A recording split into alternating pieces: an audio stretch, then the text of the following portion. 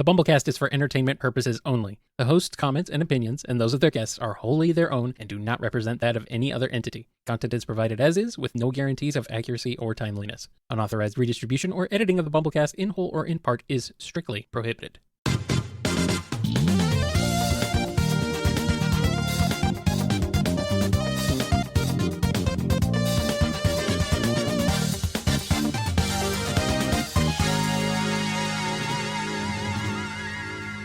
Welcome to the BumbleKast. I'm your host, Ian Flynn, the Bumble King, and joining me as always is my Bumble co-host, Kyle, JCRB Krause. Hey, what is up? Hey. Hey.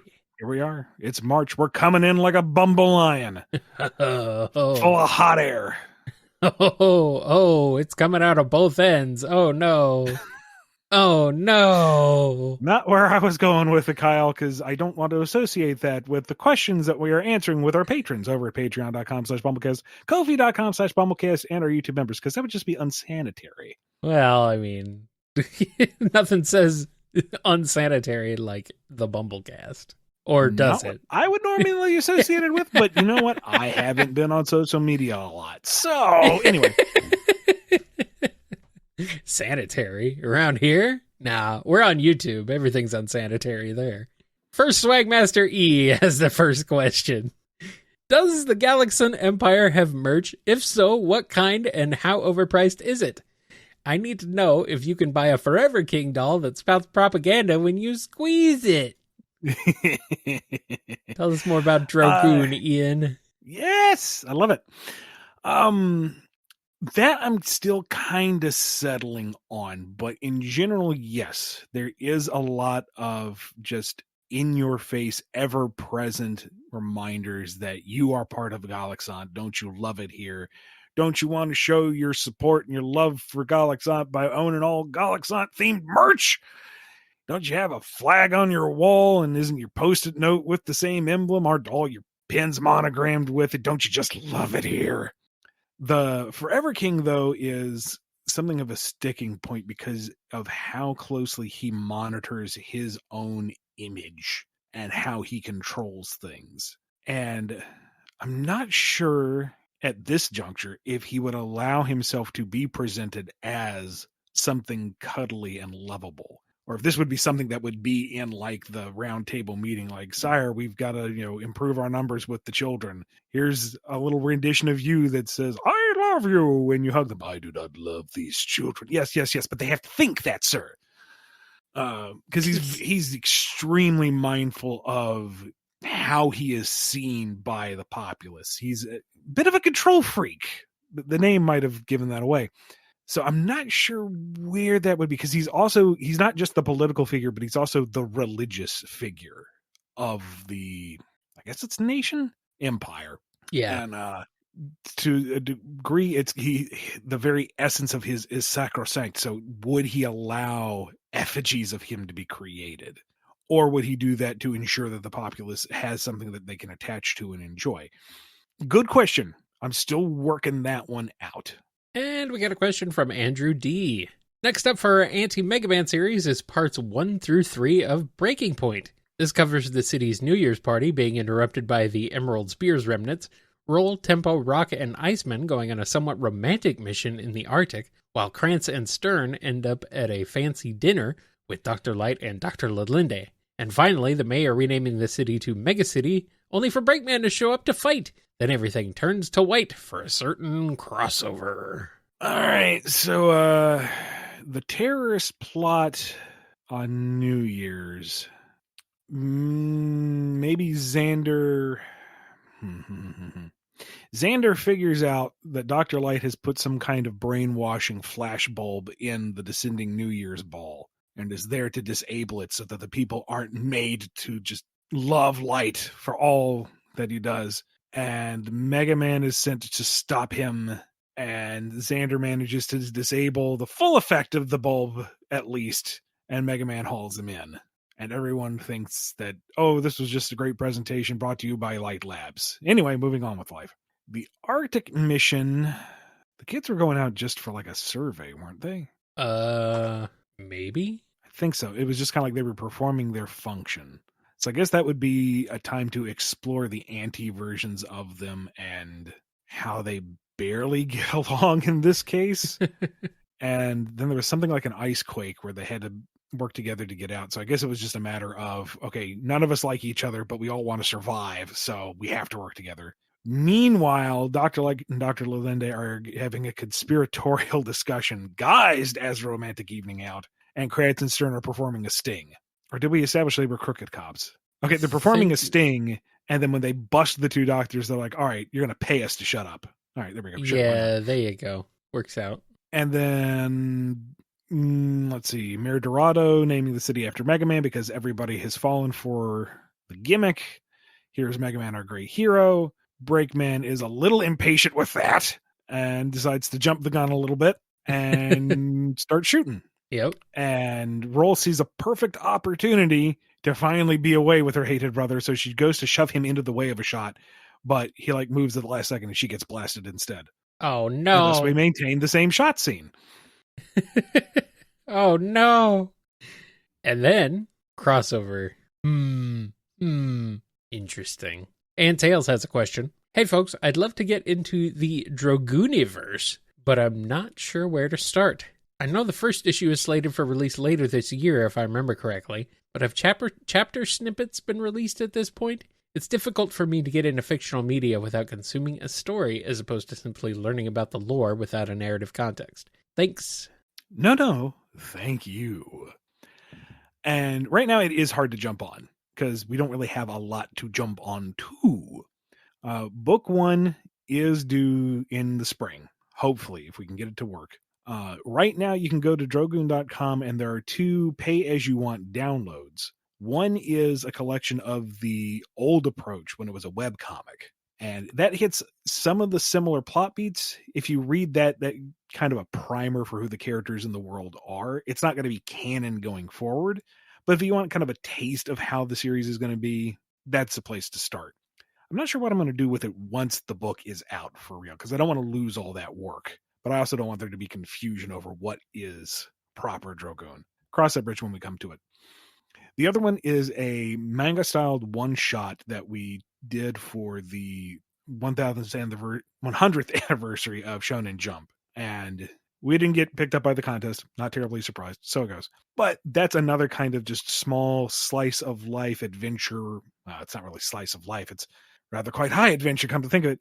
It's a small snippet of the Drogon universe. So again, you can get kind of a taste, a feel for what that world and what that style of story is going to be like.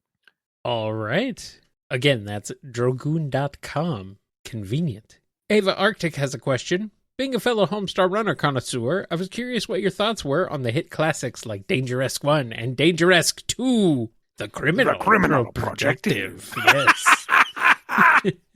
I like how we both did that. It's just a reflex. You gotta say it. And I love the fact that, they tease Dangeresque 3 in 3D, and then it's the Telltale game, so it is in 3D. It's in 3D, yeah. I love it. And love the fact that they had to go back and retroactively make Dangeresque 1, Dangeresque 2. Oh wait, Dangeresque 3 is the Criminal Projective. That's right. Oh, but it's number 2 then. Number 2 is what the heck is 2? I think it's just Dangeresque. This time it's not Dangeresque 1. That's right. Dangeresque 2. This time it's not Dangeresque 1. And then there's Dangeresque the Rumisode Triungulate. That I haven't played yet. I haven't either. I need to play it too. I guess. And then there's the Christmas special. Yes. Where he has to save the truck of Hot Jones.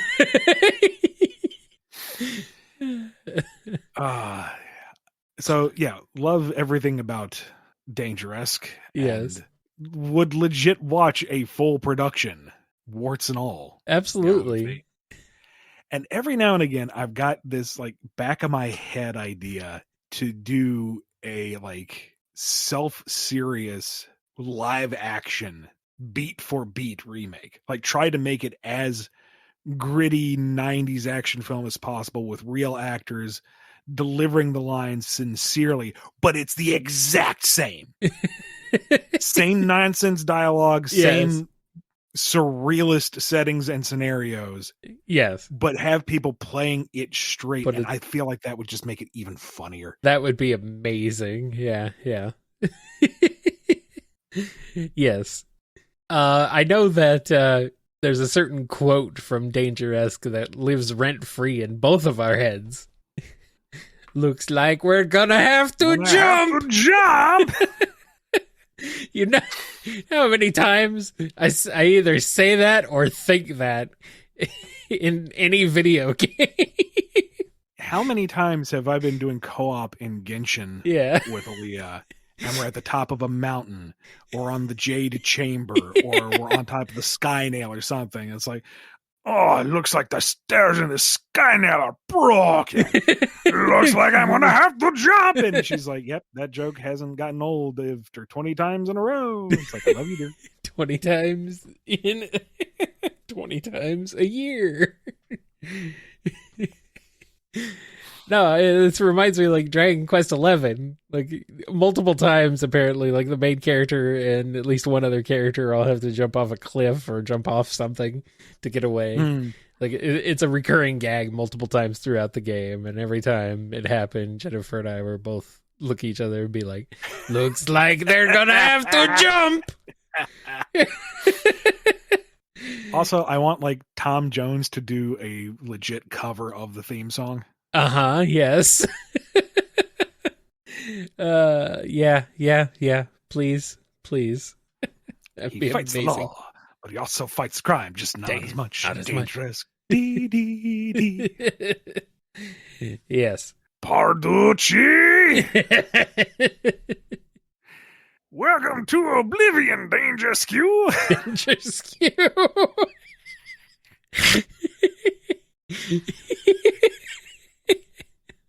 Why that's so funny? Look out.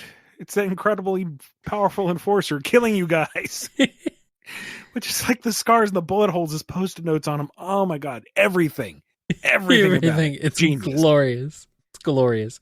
The pipes are broken. Oh, man. Dangeresque. All right. Before we devolve into just quoting Homestar Runner at each other for the next half hour, let's move on to this next question.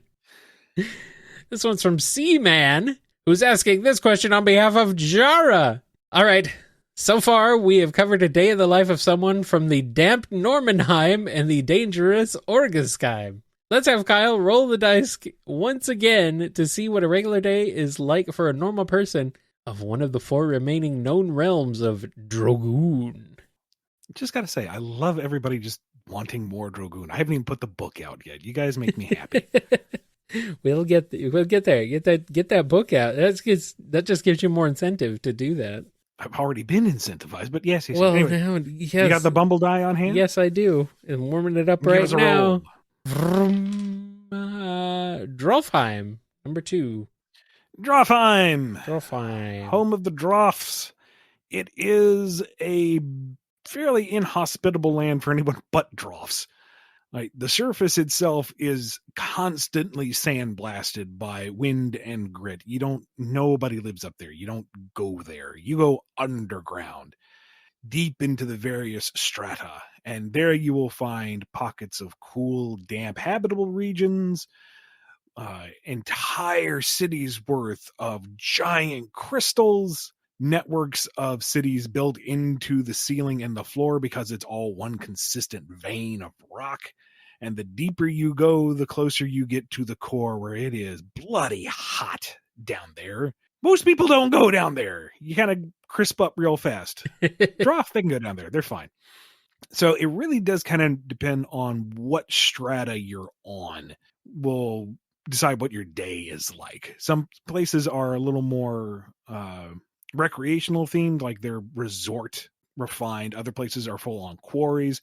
Is when you have a realm that's like mostly rock, Galaxon says, hey, we need raw resources. We're just going to mine your entire existence. But otherwise, it's one of the more politically and social and economically stable realms. Mostly because the Droth, as a rule, are kind of laid back. I don't want to do the thing where it's like, oh, here is this fantasy race. They are all characterized like this. I hate that. I hate that so much. Yeah. But there's also an argument to be said that, folks of a certain nationality or folks of a certain background do tend to have certain shared traits. I don't want to ignore that there is a bit of homogeny in groups of people. It happens. So in general, Droth are kind of laid back. They're the older living species, so they're not as hurried as some of the others. And they're rock people. They don't really suffer from disease or injury like everyone else does. So life is a little more casual for them just by the very nature of the physicality. So they kind of take it as it comes, and that's how their society functions. Because sure, Galaxant has them on a short leash, but they're also kind of like, all right, you're not actively trying to split us in half, and as long as we pay taxes, you back off. So I'll go through the motions, except for the ones that don't, but that's the fun side of things. It's actually one of the places we've seen the most in the material that's out there. Like a couple of stories take place in Ruby Point, which was a whole town named for this ruby that they were starting to excavate, and they wanted to keep it as a solid gemstone, and they kept digging and kept digging and kept digging until this massive, impossibly huge gemstone was unearthed. And by that point, it had become something of a tourist destination. So they left it there. And the entire town is this excavation pit built around this massive freaking ruby. And a day in life. I mean, it's very dry down there for the most part because there is so little active airflow and because you're so deep underground all the time. Although the regions that are cooler due to airflow or pockets of underground water, or those that have been naturally refrigerated and those that have been cultivated to be so, that probably has a bit more of that kind of moisture kind of gets in your lungs. So if you've got respiratory issues, you got to be careful when traveling around there. But really, Drofheim is just one kind of constant cavern system, more or less. Some of it walkable, some of it not. So visiting there would be really just a grand time to just explore, do some urban exploration, even if you're not going to do the normal tourist trap stuff. It'd be a good time. A little expensive, but good time. Alrighty. Here's one from Comic the Hedgehog. I can think of no better way to spend $5 than to ask both of you to deliver Shakespearean versions of the BumbleKast intro, outro, and break lead-up. Turn these familiar lines into the most dramatic Shakespeare language possible. And yes, I mean both of you. You can't escape, Kyle. Hark and well met, friends. Once more we have gathered to celebrate in this momentous occasion that we doth call the BumbleKast. As ever, I am your puckish servant, Ian Flynn, known by many a muse as the Bumble King. Joining me anon is one fellow who I hold in high esteem, one that you know quite well, Kyle JCRB Kraus. Hark! That's it. That's all I got. All right, for our mid-show break. Alack, anon we must take our leave from you but briefly, but fear not, for we shall be rejoined in good time. On the BumbleKast. Sarah, know you the art of Shakespeare?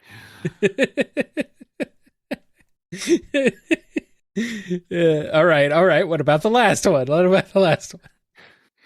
If these answers have offended, think but this and all is mended, that you have merely slumbered here while these questions did appear. And I, as an honest Bumble King, ask you put your hands together if we be friends. Be good to thyselves, be good unto others, and we shall see you at another time upon this, our BumbleKast. Taketh careth. Somewhere old Willie Shakespeare's just rolling in his grave. Well... I think that's just because of the everything.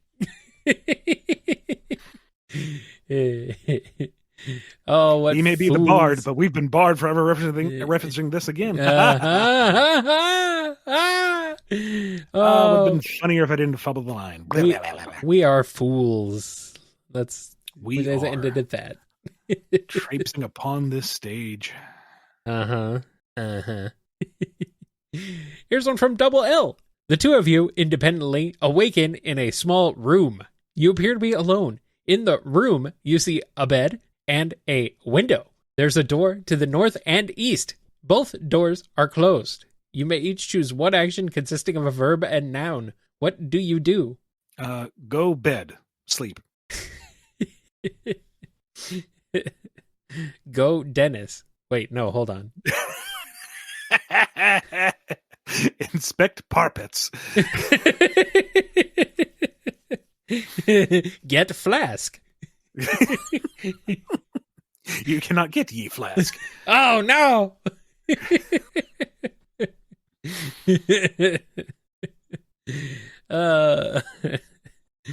Not gonna lie, though, with this kind of prompt, it'd be kind of fun to do a game like this. Like somebody set up this premise and see if we can like verbally escape room it. Yeah. Like look window, check window, Oh. open window. Apparently that's what Double L is trying to do, I think. Oh, so this is going to be a sequence. I think that might be the idea. Yeah, apparently it is. So we got to do we actually got to do something. Okay, apparently right. You can go bed. Apparently that is an option. So Well, no. I was just doing the joke answer because I'm always tired. But Yeah, no, yeah, this yeah. is actually the I game. thought- Yeah. No, I thought it was gonna. I thought it was a joke too. I thought it was just silly. But no, it's apparently No. Double L's trying to do this for real. All right. Awesome. Okay.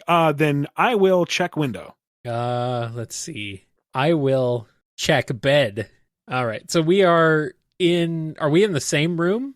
It says we independently awaken in a small room. That's what I'm wondering. We are in the room. Okay. Are we in the same room together? We just have awakened there randomly together, I guess. I don't know. And we are alone together. Okay. I don't know how that works. I'm not alone. You're here. We'll find I'm out next so week. alone. Uh-oh. I guess we'll find out.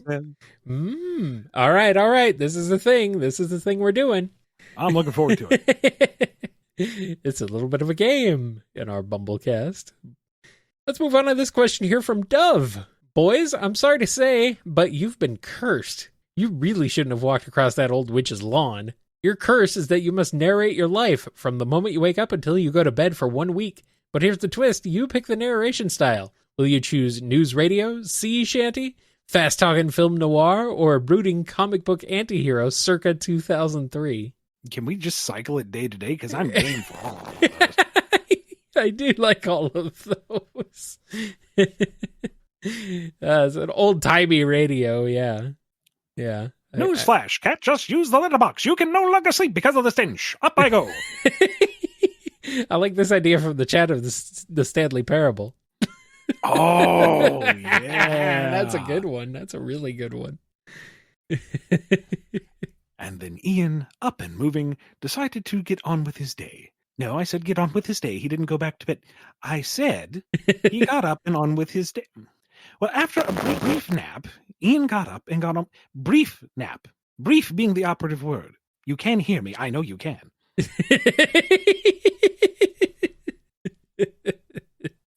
Here's one from Jaden H. Oh no! After Kyle was isekai'd to another world last time, the police think that Ian Flynn was the one who killed him. Luckily, Lieutenant Columbo is on the case. Does Columbo figure out who really killed Kyle and send him to another world? Or does Ian Flynn's #knowing smile look too suspicious? I gotta say, Mr. Flynn, for someone who looks like he's knowing a whole lot, you sure don't seem to know as much as you smile about. What can I say, Lieutenant? You're dead on. Not the accent so much. No, not at all. I'm not that good. I understand. One more thing. Yeah. You know, I'm a big fan in literature about how characters have the evil twin. And usually, it's the one wearing the facial. I don't understand that myself. What's wrong with a well-groomed beard? You follow me? No, sir, not at all. What I'm saying is that fella right next to you looks like you without the beard. And that's when evil me is like, I would have gotten away with it too if it weren't for you and your meddling Italian. Meddling Italian. Evil Ian foiled again. All right, now here's Jara's actual question. You strike me as someone who might peruse the occasional paperback, pore over a hardcover, make sense of those books that don't have pictures in them. So on that note, do you have any book recommendations in the sci-fi or fantasy genres?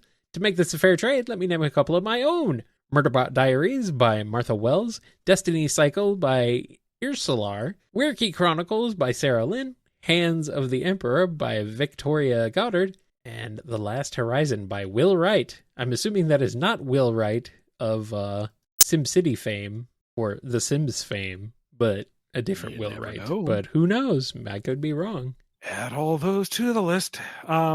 It's been a long time since I've just sat down and read a book. Mostly, if I'm sitting down, I'm making the words, not reading the words. But I will always recommend the Dark Tower series by Stephen King.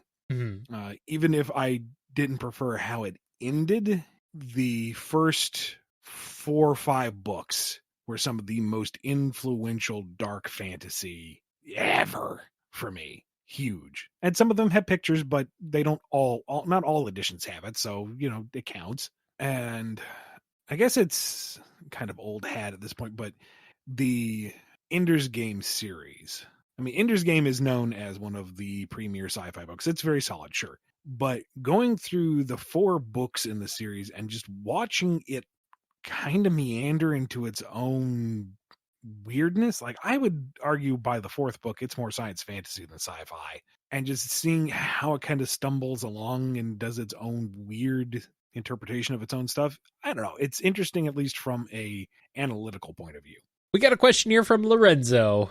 If there's one job, creation, or assignment that challenged you but led to positive growth for your skills, what was it and how did it force you to improve? It's hard to pin down a singular thing because every project has its own learning experiences. And even if it's a project that goes smoothly, there will be something about it that you can learn from, whether it's a new turn of phrase that comes to you during production or just the way things fit together. Even just working on it itself, the action of working hones the craft. Right. There's been setbacks and hurdles from various sources. He said not spilling tea or pissing anybody off. But that's part of the creative process, especially when you're a freelance writer.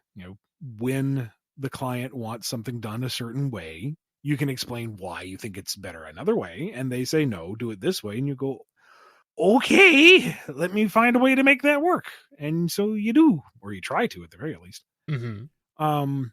I would say that anything that's outside of regular comic scripting would be an immediate learning curve, because the mentality, the cadence of writing for that script is different from writing for another type of script or for another format altogether. And getting out of that comfort zone is always a challenge, but well worth it. Like the cookbook that I did. I've never written a cookbook before. How do you even write for a cookbook? Learning experience. Right. The game I helped localize. It was okay, never mind. There were 2 games I localized. Both of them wholly different experiences, different formats, different direction, different oversight, different expectations, different limitations, and learning those systems on the fly and applying them and then also producing a solid product at the same time. Challenging. So, it's just as each new experience comes along, by the very virtue of it being a new experience, it is a challenge, but also rewarding and educational. Mm-hmm. For me, I'd say, the BumbleKast is a big one, honestly. It's always a bit of a challenge in a sense. I've learned new software and all sorts of other stuff just to figure out how to do this, kind of learning on the fly, learn as I go, and not being afraid to look things up and ask questions. That's really a big one. And also doing my video game music show has also been that's a fun thing to do, but it's also a different ideas, different thoughts of building playlists and different ideas of doing how to present this music and stuff and what to talk about and things like that. That's always a challenge, and it's fun though. It's rewarding. Yeah, like things like that I think are big ones for me. Have always this has been very much a learn as I go experience, and just sort of drawing on that and figuring things out. McSinger17 has a question. Pick either of these two powers. You can teleport anywhere you've been to, but only anywhere from 2 to 10 times a day. The amount is random each day, but you do know how many you get per day. Or you can fly, but only twice as fast as your max running speed, but it's unlimited. You do need to have protection from weather and cold, though. Flight. No hesitation. I would say teleportation, personally. I understand. Very practical, but I have always wanted to fly. Oh, no, I totally get it. I would... I mean, it's a tough choice, but teleportation, I think, would be the one for me. And I can run pretty fast. Not for very long, but I can get up to a decent clip. So technically my max speed is kind of up there. And, put together a cool-looking flight suit. Yeah, all right. I suppose. All right, here's one from Nicole. It's going to lead us into our break. You're in a mysterious land called Cantadel, and after hiking for a few days through a magic forest, you reach your destination, the Tomb of Crimson Skulls. Before facing the terrors of this tomb, you take a moment to reflect on just who you are in this world. What is your character class? Magician, sneak, combatant, or something more specific of your own design? See, I would be inclined to give a joke answer, but Double L started us on a game. Is Nicole starting us on a game It's too? like, is this another game? Are we playing a game? Because I dig it. I like this. All right. So tempting as it is to be the wizard, behold his power. Yeah. If we're going into a place of crimson skulls, I'm going to be the sneak because I can hide from bad things and get out if I need to. It's the sneak. It's the sneak. Who's that type of swindler down at Carnegie Hall? Yep. It's the sneak. It's the sneak. This is the stealth Homestar Runner episode. Apparently, anyway, no. Yes. Rogue, thief, Yeah. sneaky boy, whatever you want to call it. Same. I will tiptoe around all the horrible things, take the nice shiny things, and tiptoe back out. Thank you very much. Yeah. I do like a rogue monk. Because monks are freaking awesome, but, combine it with rogue, and yeah, there you go. I think that is a good place to take a quick break. And then we'll come back with more on this episode of the BumbleKast. Alack! A lack of creativity on my part.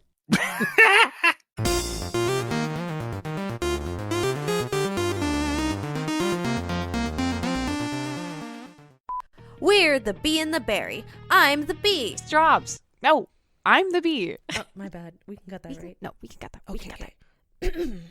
We're the bee and the berry. I'm the bee. And I'm Strawberry. And The Bee and the Berry is an irregularly scheduled podcast where we talk all things Sonic, writing fan fiction, and fan creation. We snoop around at fan events, review the latest and hottest Sonic content, and host interviews with our fellow Sonic fan creators. Just girly things. And hey, if you want, you can totally send us any discussion topics or questions you'd like us to talk about, and we might answer them. Or we might not. But hey, you never know. You can find us on Twitter, Blue Sky, Tumblr, and YouTube at The Bee the Berry. Okay, we're running out of time here. Gotta grow fast. Ciao. Hark, we hath returned with a query from No Origin. Have you two heard of a website called My 2000s TV? It's a website that shows any media that happened and aired in the 2000s. They also have options where you can see the media from the 90s to the 50s. Basically, the internet's live time capsule. Is that a legit website? Do they have the license to show this stuff? They're pulling all their content from YouTube, apparently. Ah. Yeah, I looked it up. Yeah, there's different ads and stuff. It's pretty interesting. As long as it's on the up and up, because I don't really want us to promote a pirate site on the BumbleKast. It's all pulling from YouTube, so if it's on YouTube, obviously it's totally legit. No, I think it's interesting.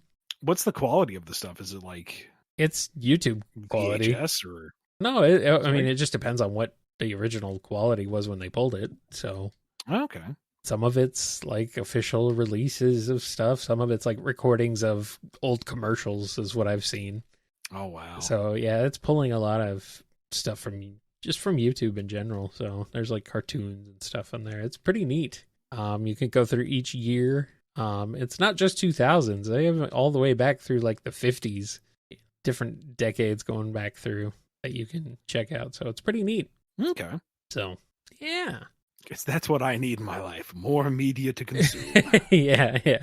It gives you that more retro style TV of just like, changing the channel, tuning into things, not like deciding what to watch. It's just whatever happens to be on. Oh. Yeah, it's just whatever happens to be on at the time when you flip through each year. That's fun. Okay. Yeah, so it's more of a classic style. So it's pretty neat. It's pretty interesting. It's myretrotvs.com, not sponsored or anything, unless No Origin is sponsored by them or something, but I don't know about that. But it is pretty, it's pretty cool. Our Professor Scruffy Matt has a question. Good news, every Bumble. The two of you have been hired to write and cast the next James Bond film. Give us your best pitch, quick. Cast? Strong bad. Looks like we're gonna have to jump. I like my cold ones like I like my ladies. Shaken, not stirred. Wait a minute. I want to take it back. What are you shaking ladies for, Strong Bad? I know it's been said before, but I would pay serious money to watch Idris Elba be sexy, cool Bond man. Yes. Sexy, cool Bond man things. Uh-huh. Why isn't he? The man is living charisma. Like, come on. Yeah. I don't understand. Oh, he's kind of old. So what? He's kind of old. That's immortal. So, okay, we're going to say Idris Elba as Bond. There, okay, done. yeah. It's like, yeah. Who's the rest of the cast? I don't care. We have Idris Elba as Bond. It could be anybody else. It could be Bond in the Muppets. It doesn't matter. I mean, he's going to sell the film. That would be amazing, though, to be fair. Yes, that too. Swedish Chef is Blowfield. He just rotates around with the cat. Welcome to a beefy blender to burn. Mm-hmm. Do you expect me to talk? Me, Mr. Burn, I bet you today. Yeah, I think we're getting off the spirit of what Professor Scruffy Matt was asking. No, but I think this is better. I think Scruffy Matt prefers this. Yeah, I'm gonna call it. I'm gonna say this is better. I don't know. I'm not like super familiar with the Bond films or the lore or whatever, but to me, the one I enjoyed the most was Casino Royale, where it had the scenic locations and the larger than life characters and the violence and the cool cars and the beautiful people and all that, but it felt like there was actual subterfuge. It felt like there was a conspiracy. It felt like these were people trying to achieve goals in a somewhat reasonable sense. Quantum of Solace immediately dropped the ball with that, with here is my house powered by hydrogen bombs. I like to live dangerously. It's like, no. There's room for Camp Bond. Don't get me wrong. Camp Bond is fun. But I want that. I really, really like Casino Royale. I want more of that, just with Idris Elba. I mean, I still love Camp Bond. Like, Moonraker? That movie's freaking hilarious. Yeah. Like, people are like, oh, Moonraker's the worst Bond movie. I watched it and I'm like, dude, this is hilarious. This is amazing. Like, how is this the worst Bond movie? I think it's the most entertaining by far. GoldenEye is a bit campy, but it's great too. I love GoldenEye. And also, like, Tomorrow Never Dies, the villain is like so freaking excessive, but also like way ahead of his time, just in terms of like the type of character he is. It's like, oh, this is a bit too real nowadays. I'll grant you, GoldenEye kind of walks that line for me with the camp, but the issue between Bond and what was Sean Bean's name in that? Trevelyan. Trevelyan. Their beef was what was the most interesting thing to me, and their fight at the very end is actually pretty darn brutal. Yes. Yeah. Like, that felt like a fight, not a Bond fight. That felt like a fight. It's like, oh wow, Yeah. compelling. So yeah, GoldenEye, that's a solid one. Yeah, that's all right. I would watch that one again willingly. So here's what we do. We split. It also has a great theme song. Anyway. Well, yeah, absolutely. We do a Casino Royale serious business, down to earth Bond with Idris Elba. Uh-huh. And then we do a Moonraker completely shameless, goofy as hell camp Bond with Idris Elba. Okay. And then we do the spoof of all Bond in general with the Muppets with Idris Elba. Yeah. We do 3. Yeah. We do 3, of course. And we hit all the high marks. We check off all the boxes. We find an audience for all 3. We're good. Perfect. All right, let's move on to this one here from Roxanne from Rustboro. You spawn in front of the Wall Street Bull. Geodude starts spawning away. How many can you beat before you get overwhelmed? Oh, I'm dead immediately. I was going to say, like, Geodude? Yeah, I think we're done for, like, with 1. Like, what do you want me to do? Kick a rock? A rock that can punch me back? No, I'm done. Kick rocks, Ian Flynn. They might bite me back. Yeah, no. This is a rock with a fist. This guy, we're done for. Like I'm out, man. I am Geo done. Kick the rock for Geodude. Oi. No. We're Geo dead. Oh man.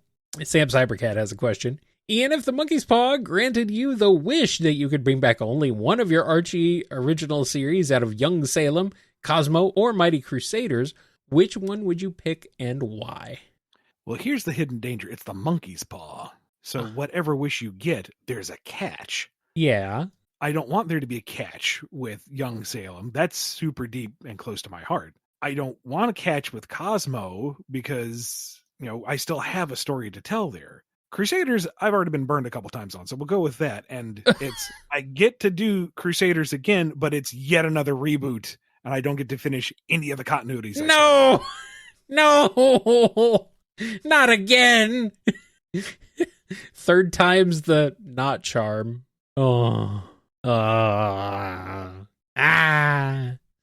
Let Ian do New Crusaders for real. Let Ian, not New Crusade. Well, yeah. Just let Ian do Crusaders. Something. Ongoing. Scurvy Pirate Dog has a question. Dr. Wily's Isekai adventures continue. This time he falls into the prehistoric world of the Flintstones. How does this man of the future handle this world of cavemen and dinosaurs? At first, flabbergasted. What is this strange world he's in? Yeah. Second, fury, because this is not what the geological record preserved. This is not accurate. This is not how he was taught in school. What in the world? What's going on here?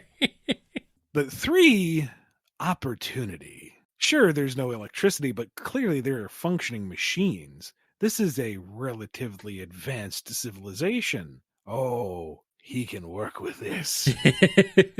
And so by the end of the month, he has an entire Robot Master line of purely rock and wood-based machines controlled by various prehistoric critters who are just kind of shrug and go, it's a living. I mean, he's not too far from Woodman. Plus, he has a very capable and hardworking assistant. Isn't that right, Mr. Rebel? Oh, gee, Fred. I mean, Doctor. Woodman finally gets his due. Bonnie, my pap. Oh, never mind. You're gonna have him, Bon. That's a big whatever you call it. Mm-hmm. Why is it shaped like a skull? Oh, that better than make you afraid for your life, Fred. Well, you know what? As long as Rockman is there. Oh, Lord. Here's a question from Shaggy. If you could have any character across all media be played by 90s Arnold Schwarzenegger, who would it be?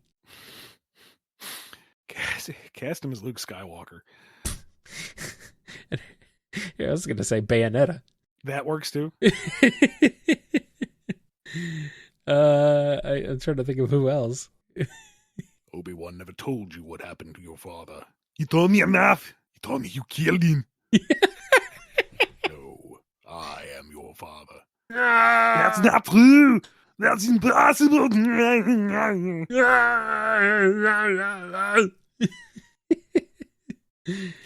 Quick aside before we get into more Arnold caricature jokes, but Yeah, having him be like a legit Sith Lord, New Republic age or whatever would be the current terrifying. setting is, he could do it. Yeah.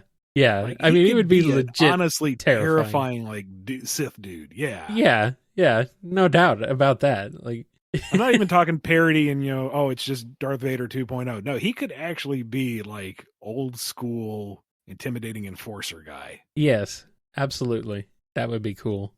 Of course, on the same token, he could also be a kind of fun Han Solo-esque analog, somebody who's seen it all, done it all, and is just badass enough to make it across the galaxy. Either one. Why not both? Yeah, no, absolutely serious. Like, put him in your Millennium Falcon-esque go wherever spaceship, and like your main cast of young, bright-eyed, aspiring hero rebels or whatever Yeah. need to get from point A to point B, and he's just like, yeah, it's just a job. He's going to ferry them. That no, they like show him the true meaning of the Force and love and friendship or whatever crap, so that he just breaks stormtroopers over his knee because he's going to protect these kids.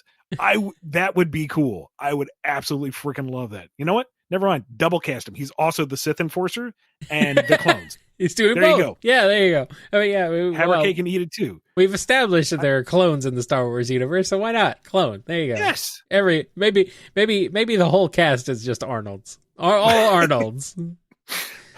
Arnold the Wookiee. Nya, nya, nya, nya. Star Warnold. Some of them terrible like that. That's terrible. That's awful. You can't have that one for free. No, don't have that one. Don't take that. Starnold Wars. That's even worse, maybe. I'm not sure.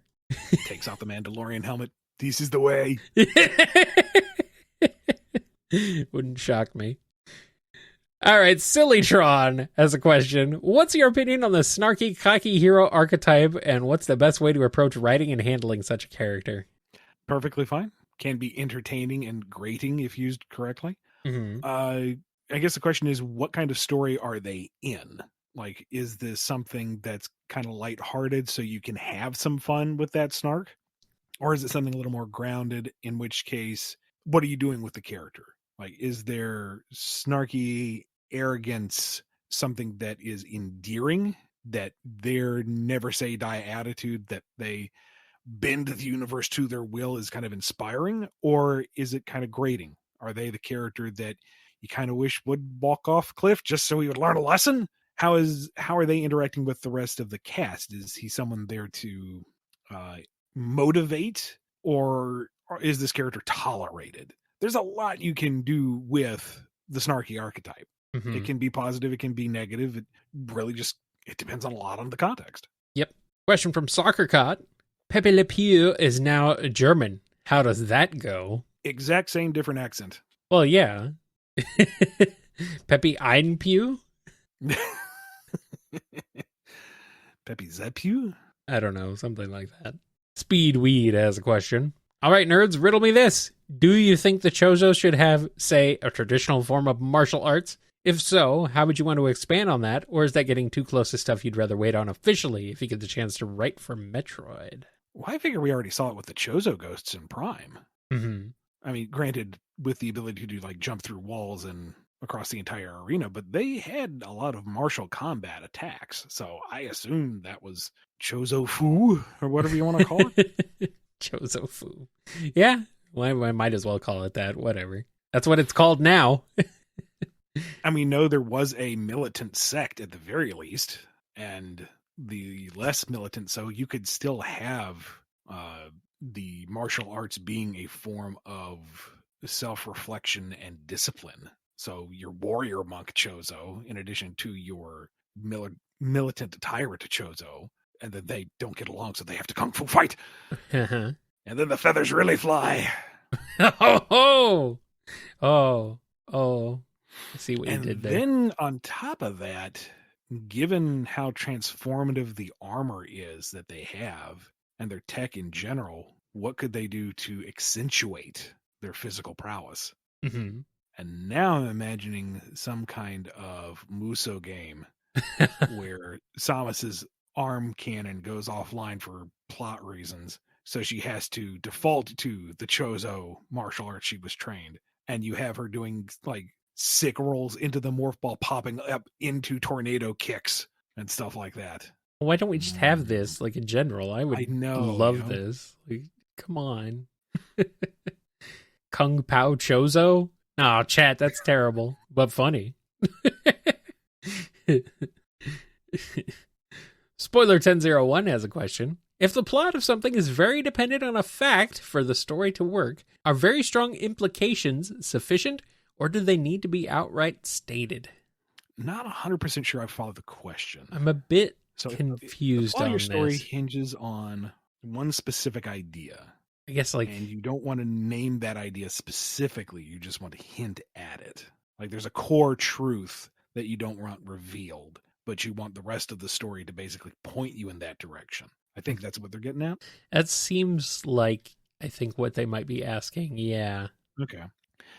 Again, it depends on the story, but I would think by the nature of this question, it would be that you would want the story to illustrate your point rather than state your point outright. I know the fear and frustration of people not getting it. Yeah. You put all the signposts and they go wandering off in the other direction.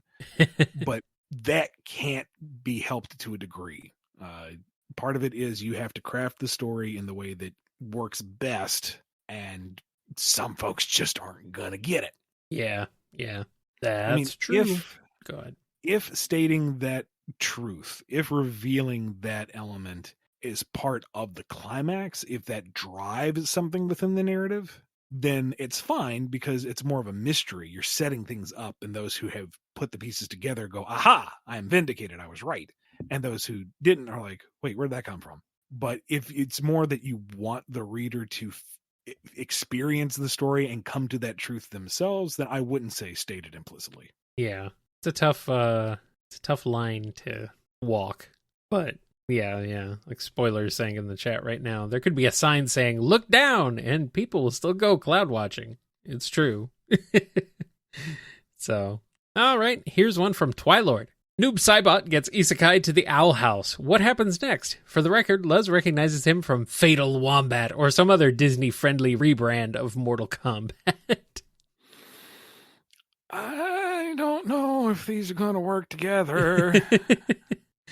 She recognizes him, but it's Boone Tobias.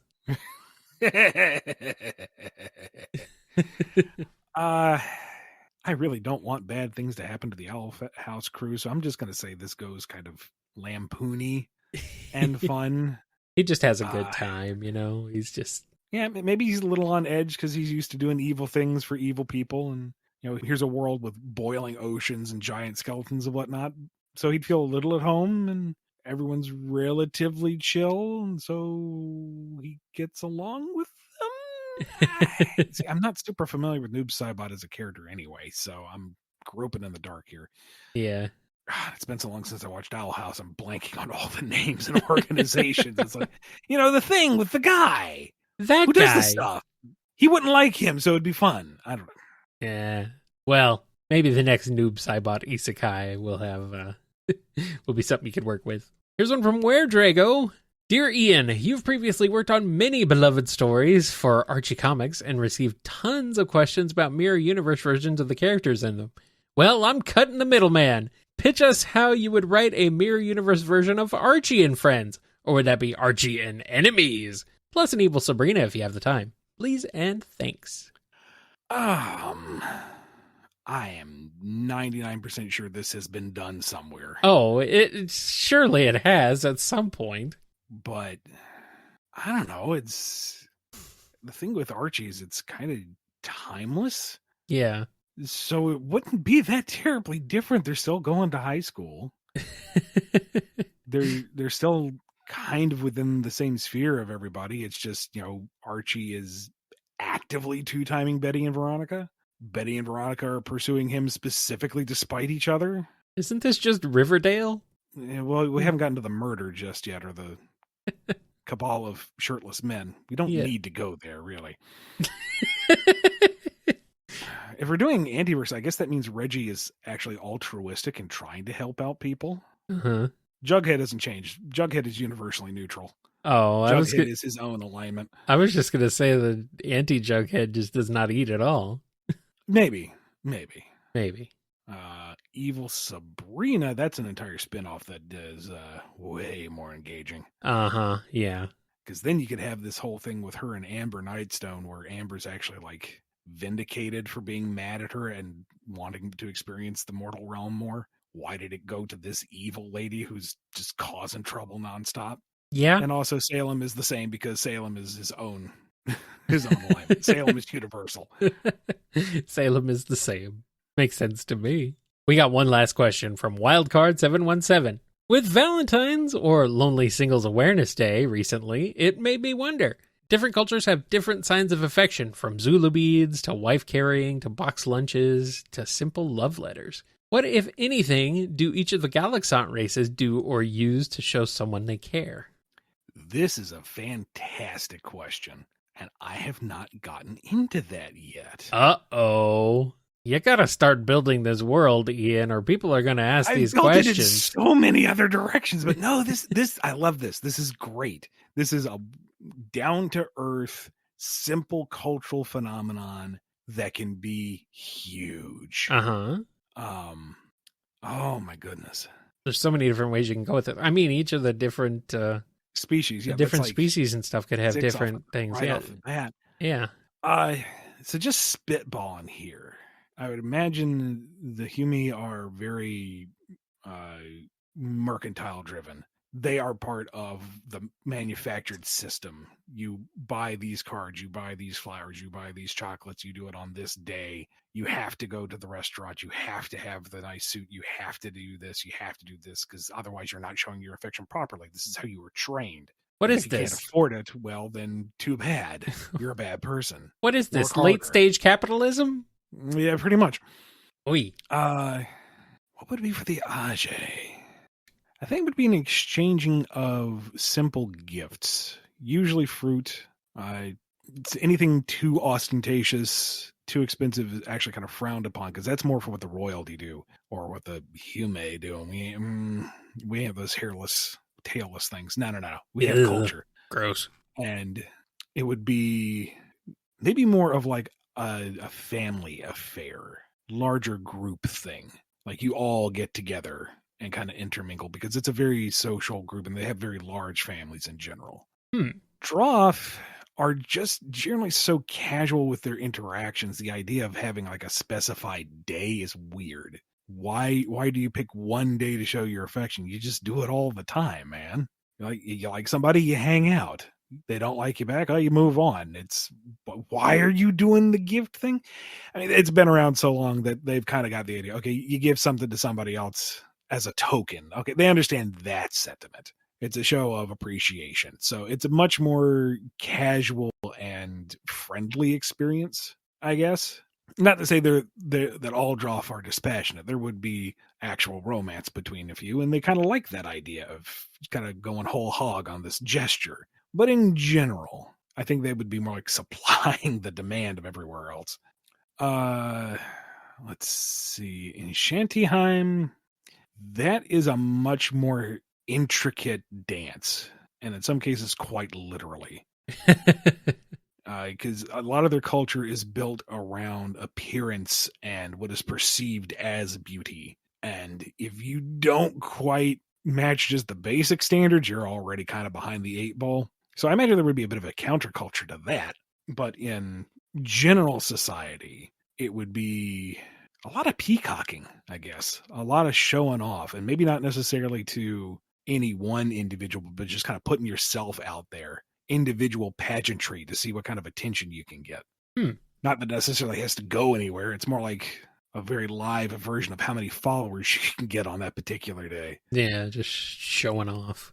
Orgasheim, a lot more difficult because you have your family clans which are very intimate already. And then your interclan proceedings can be very distant and also very political. So the idea of like a Valentine's Day thing would be kind of a remote fairy tale notion to them for the most part. I mean, maybe it's become something of a traditional time where clans that are in communication sit down for parlays or peace talks or negotiations or even like trading of members, intermarrying for the political stability. Because if you're going to be if this is the day where you're expected to talk to each other for some reason, you might as well get some work done. Mm-hmm. As for the Narman, I got to figure them out wholesale. They are the ones that are still kind of stumping me on the larger cultural sense because they are the most alien, which is fun because I get to explore this for the first time. And it's like, oh, what do these people do? This is your own thing, Ian. Yeah, but I don't know what it is yet. But you're making it. Yeah, but I don't know what it is yet. I'm finding out myself. You're talking to yourself again. Yes, we are. You're insane. Don't you know it, buddy? Yeah, no, that's just a creative Besides, process. I thought Columbo already arrested you. Columbo was just you doing a funny voice. I don't know if you noticed. Oh my God, there's 3 of me. There's 3. Oh no, there's 3 of them. And just like that, we've come back to Homestar Runner. What a way to end this one. Thank you so much to everyone who supports the show with their questions and monetary support over at patreon.com/BumbleKast, Ko-fi.com/BumbleKast, and our YouTube members. Be good to yourselves, be good to each other, and the elevator in this podcast is broken. Kyle? Looks like we're gonna have to jump. See you next time. I hope I retain half of what I just said. Stuff. Well, you know what? At least it's recorded, so you can revert back to it if you need to. My God, you thought of everything. There's even a handy-dandy list of things you could use to look up. What episodes we talked about certain things in. Egad. Amazing. So useful. The chat is asking, what kind of Pokemon are you, Ian? Lately, I'm feeling like a few weeks I've been coughing. Oh, no. And wheezing. Oh, lately I've been feeling like Snorlax. I believe that's more my natural state of being, yes. That or Lickitung. Same shape, just with lots of eating. Lickitung? That's a weird... It's a weird name. There are weirder, but you're not wrong. Yeah. All right. Ian. Sorry, I gotta derail things here real quick. In the chat, BumbleKast chat, Mel has posted an absolutely glorious image. That is astounding. It's glorious. Thank you. I think that's the thumbnail. I guess we have to jump. It's glorious. Fantastic. Thank you, Mel. No notes. 10 out of 10. Yeah. Beautiful.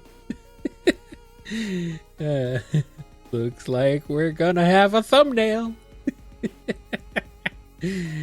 Amazing. Look at those cool glasses. I like how the building says Bumble Compound. Perfect.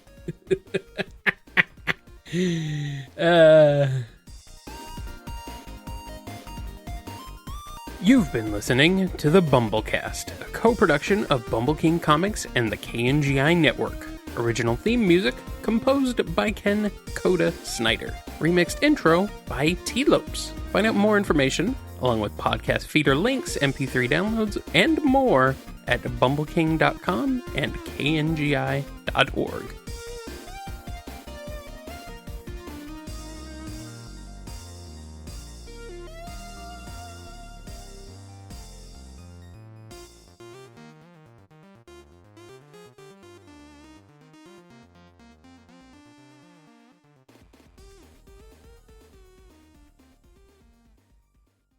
Did you see the something about with the Pokemon mobile TCG? No.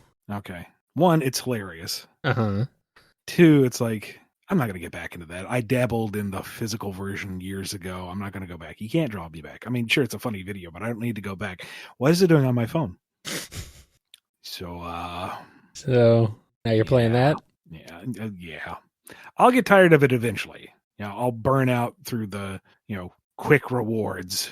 Uh-huh. And then I'll peter off, I'm sure. But right now, I've got a pretty decent dark deck, and I want to collect the cards. I want to put all the little squares in the little square holes so that I can say that I have them all, because that's what you do. You collect things, you grab things, then you fight more things to get more things. Also, it's not a very deep or challenging game to pick up, but it does highlight how tactically inept I am. Oh, no. Like, more than once, playing against the stupid CPU. And it's like, okay, I need to do this, and then I'll set this up, and then I'll do this if this goes my way. Or I could have just done this instead and won the game. You idiot! Defeated. Well, meanwhile, I'm walking around Inazuma in Genshin Impact going do, and then BAM! Suddenly I'm lightninged. Yep. Yeah. Welcome to Inazuma, my least favorite part of the game. I kind of like it. First of all, I mean, I'm glad you enjoy it. Once I was done with it, I was glad to be done with it.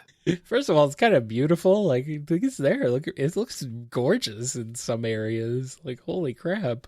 Yeah, but a lot of the cliffs are specifically designed so you can't just scale them. You have to find some weird workaround. And I mean, to be fair, there's a lot of that in the other ones too. Mondstadt and Liyue are about vertical climb. That's all stamina. Inazuma has cliffs poking out directly above your head just to say, hey, buddy, want to go up there? Fuck you. Also, the extended subquest on Tatarasuna. I haven't gotten there yet. You will, and you'll be there for weeks. Freaking sub, yeah. It's fine. It's fine. The little event. What? The little event thing. The event that's going on right now. That's cute. Oh yeah, that's cute. I like it. It's fun. But once you're done with Inazuma, then you'll move on to Sumeru, and that's the good stuff. Also, I want you to just keep this in mind, that when you get to Sumeru, and specifically Greater Sumeru, when we were playing, the map had a single level. Not above ground, not below ground, not sub-basement, just flat map. Keep that in mind as you navigate. Okay. Yeah, the Inazuma has an underground area that I don't know how to get to yet, but sure I'll figure it out eventually. Yes. I would say look for the space that looks obvious that it's going to kill you, but that's all of Inazuma. That's all of it.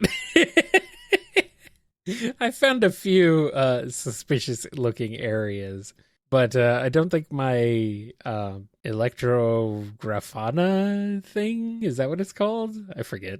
I don't think that's high enough level yet, so I can't get into certain areas. Right. Yeah, I gotta level it up. I just gotta build that up. I gotta level up the tree. Freaking tree. Yeah. What a trial. Inazuma Genshin. Look it up there. It's the Japan analog with lots and lots of lightning. Lots of electricity going on. It is a land that hates you and makes it very clear. It's very pretty, but it does want to murder you. Have you made it out to Watasumi Island yet? I've made it to all the islands, but there were some I'm like, nope, I'm out. Goodbye.